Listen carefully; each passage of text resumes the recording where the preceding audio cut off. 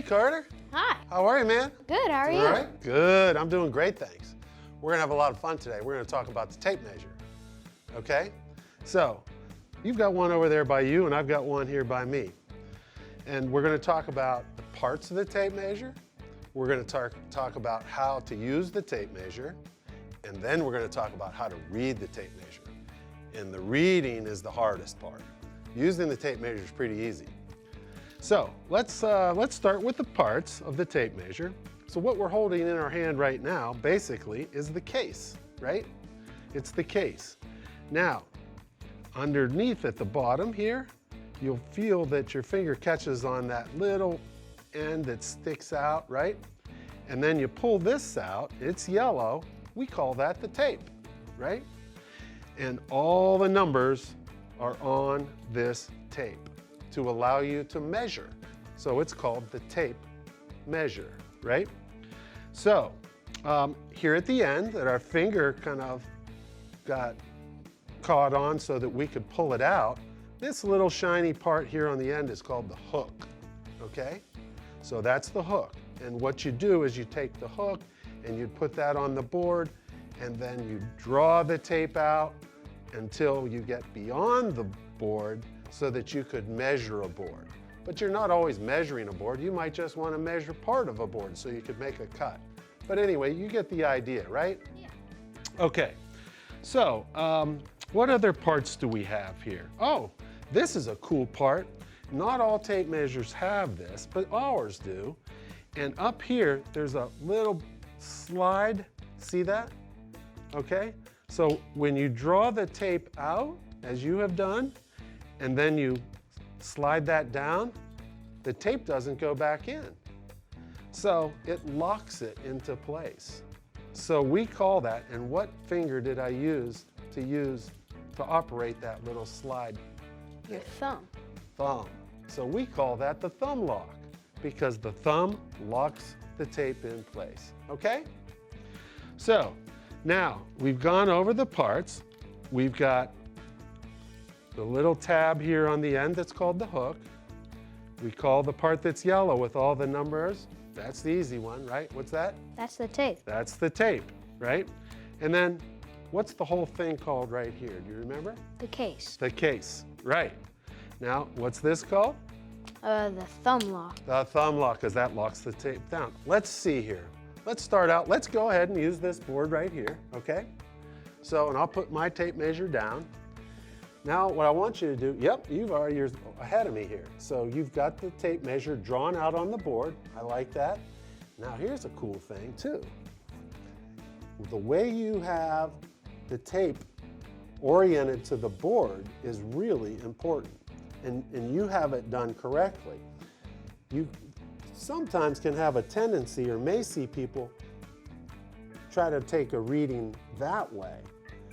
But this is going to make the board seem longer because it's longer this way than if it's straight this way, right? You see how the number gets closer to the 11, right? And when it's drawn straight across, that's how you get a true reading. So I really like the way you're using the tape measure right now.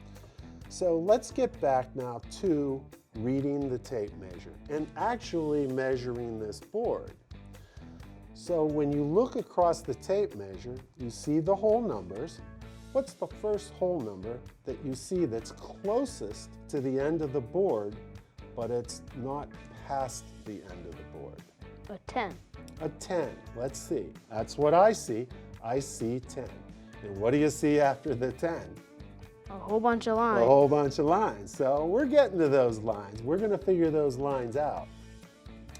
So to get us started, let's see here.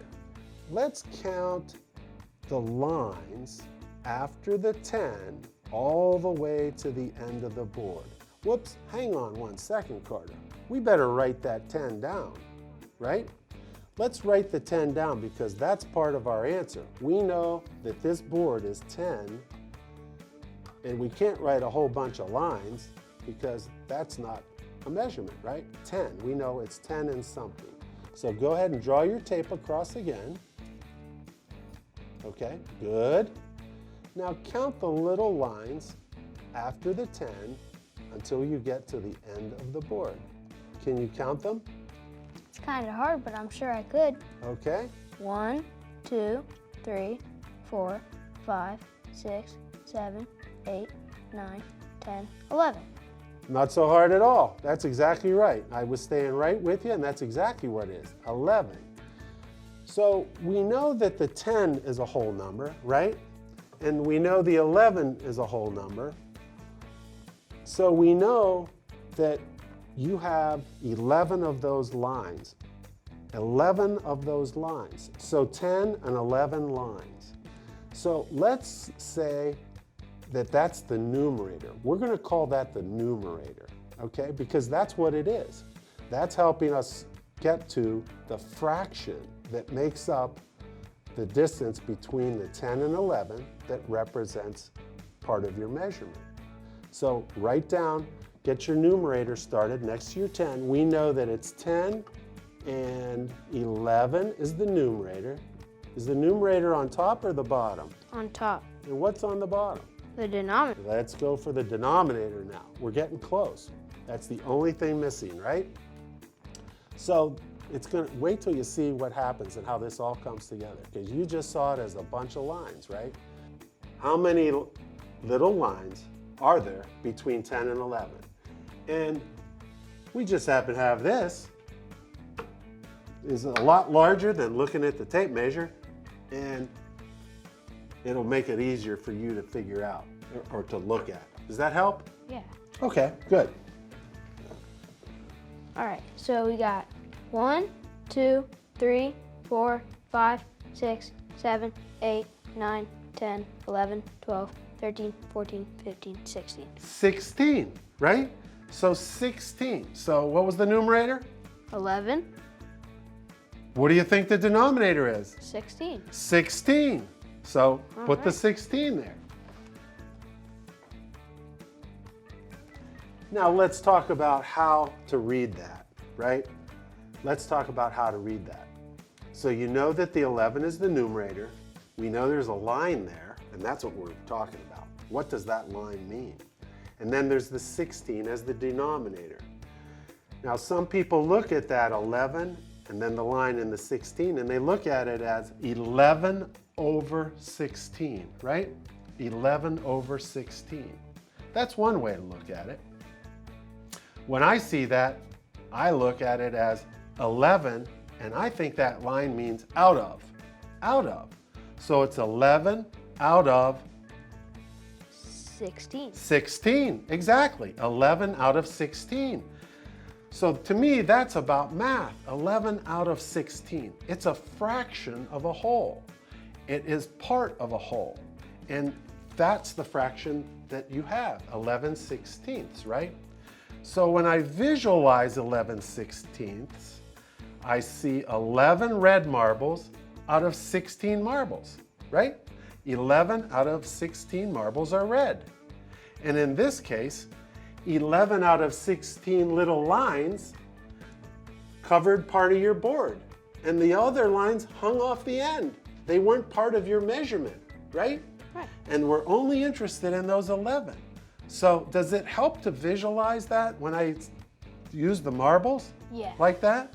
I think it helps. And I always say, try to visualize it.